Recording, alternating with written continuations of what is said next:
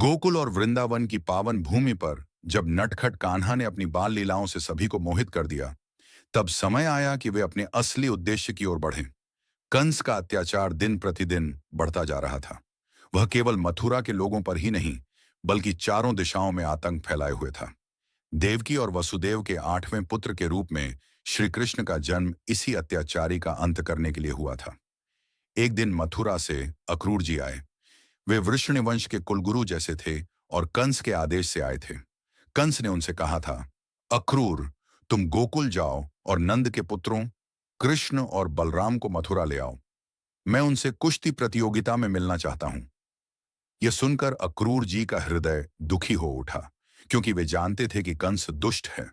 परंतु वे यह भी जानते थे कि कृष्ण कोई साधारण बालक नहीं, वे स्वयं भगवान विष्णु के अवतार हैं, जो धर्म की स्थापना के लिए अवतरित हुए हैं। अक्रूर जी जब गोकुल पहुंचे तो उन्होंने देखा कि संपूर्ण व्रजभूमि आनंद में डूबी है। ग्वाल बाल खेल रहे हैं और कृष्ण बलराम सबके प्रिय हैं। जब उन्होंने कृष्ण को देखा तो उनके नेत्रों से आंसू बह निकले। वे रथ से उतरकर चरणों में झुक गए। कृष्ण ने मुस्कुराते हुए कहा, अक्रूर काका, आप तो हमारे अपने हैं, आप यूं चरण क्यों छूते हैं? अक्रूर जी ने विनम्रता से कहा, प्रिय बालक, तुम्हें और बलराम को मथुरा चलना होगा। कंस ने स्वयं बुलाया है। यह सुनते ही यशोदा मैया और नंद बाबा के हृदय में चिंता छा गई।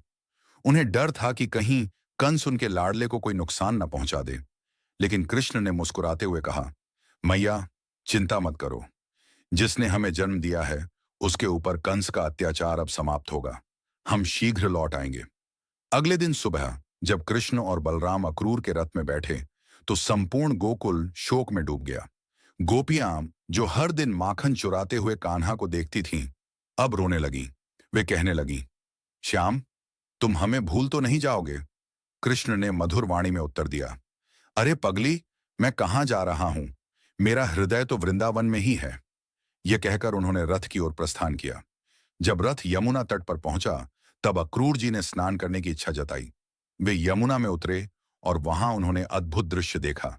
जल में विष्णु भगवान का 4 भुज रूप दिखाई दे रहा था, शंख, चक्र, गदा और पद्म धारण किए हुए। अक्रूर जी की आंखों से अश्रु बहने लगे। वे जान गए कि वे जिन 2 बालकों को मथुरा ले जा रहे हैं, वे कोई साधारण बालक नहीं, स्वयं नारायण हैं। मथुरा पहुंचने पर नगरवासियों ने दोनों बालकों का स्वागत किया। वे अपने सौंदर्य और तेज से ऐसे प्रकाशित थे जैसे 2 सूर्य मथुरा में उदित हुए हों। कृष्ण ने देखा कि एक दुष्ट धोबी लोगों से अहंकारपूर्ण व्यवहार कर रहा है। कृष्ण ने मुस्कुराते हुए उससे वस्त्र मांगे, पर उसने अपमानजनक शब्द कहे। बस फिर क्या था, कृष्ण ने हल्के से उसका सिर छुआ और वह वहीं धराशायी हो गया। लोगों को यह देखकर पता चला कि यह कोई साधारण बालक नहीं है। इसके बाद वे एक फूलवाली से मिले। नाम था सुदामा फूलवाली। उसने प्रेम से कृष्ण को हार पहनाया और कृष्ण ने आशीर्वाद दिया, तेरा घर सदैव धन धान्य से भरा रहे। कंस ने उधर नगर में घोषणा कर दी थी कि अगले दिन एक विशाल कुश्ती प्रतियोगिता होगी, जिसमें मल्लराज चाणूर और मुश्तिक जैसे महान पहलवान भाग लेंगे।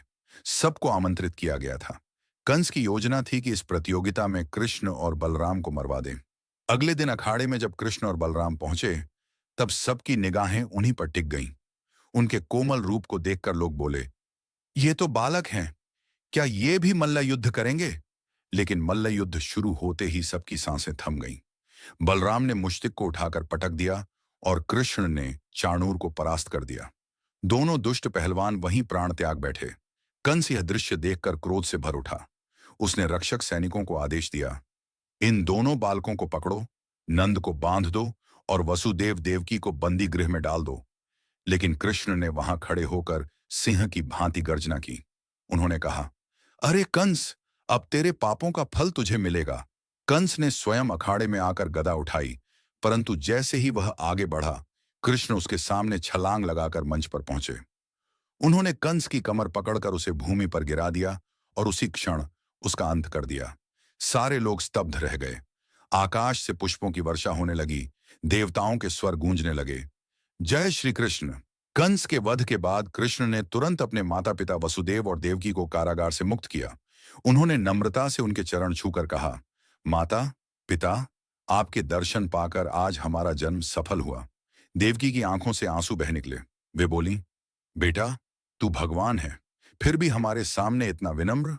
इसके बाद कृष्ण ने उग्रसेन महाराज को पुनः मथुरा का राजा बनाया। समस्त मथुरा ने उत्सव मनाया, नगर सजाया गया, दीप जलाए गए और हर ओर संगीत गूंजने लगा। लेकिन श्री कृष्ण का कार्य अभी पूर्ण नहीं हुआ था। उन्हें आगे चलकर द्वारका बसानी थी, रुक्मिणी से विवाह करना था और धर्म की पुनः स्थापना करनी थी।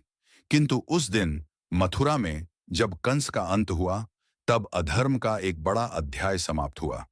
कृष्ण ने यह सिद्ध किया कि सच्चा धर्म अंततः विजय पाता है, चाहे असत्य कितना भी शक्तिशाली क्यों न दिखे।